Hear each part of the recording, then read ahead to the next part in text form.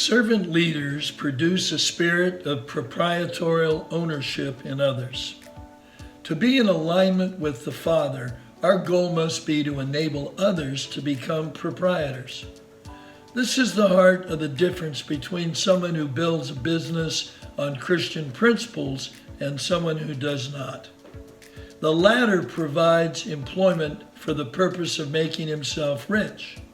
The former is satisfied only if he can produce new proprietors who become partners in the business and prosper in it themselves.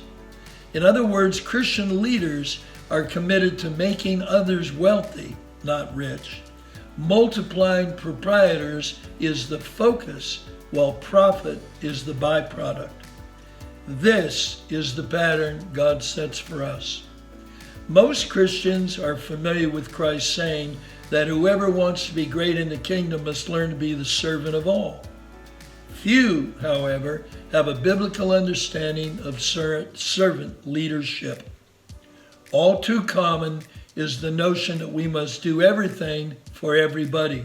However, the real servant leaders follow Christ's example of enabling others to fulfill their own destinies in God's plan. God gives everyone gifts suitable for a particular service, both in the church and in the world. For it is God who put wisdom in the hearts of gifted artisans.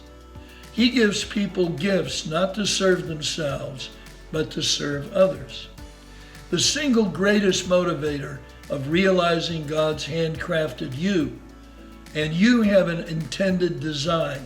That's the nature of God, thus drawing God into the main goal of a godly servant leader, developing their gifts.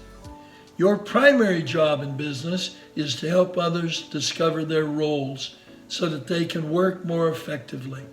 This implies an ethic for business that is servant-driven rather than profit-driven. When everyone in an organization is doing what they are designed to do, they will not only be happy and fulfilled, but very productive. And it is precisely this sort of business that will become profitable in the long run. We're not to seek profit as an end unto itself. We're to seek to serve those with whom we work, because profit is a fruit, not a goal. In Matthew 10:39, Jesus invites us to lose our lives for his sake. Seldom is this message preached in places preoccupied with popularity and growth. But it is in dying to my own agenda that I become fruitful and multiply. Growth is fueled by sacrifice. Why are we after owners and managers versus employees? There are at least 3 reasons between the difference. Employees tend to focus on their rights, whereas leaders focus on their responsibilities. Leaders have a piece of the action in some proportional way. You don't make profit on employees. At best, they help you break even. Profits generated by people with a proprietorial spirit. People in nations whose economic values are centered on rights rather than a sense of responsibility are destined for mediocrity and stagnation. The pain of growth is in the inner death of the leaders, their point of fellowship with Christ. Life and growth require a degree of death and sacrifice, something voluntarily shouldered by servant-hearted leaders.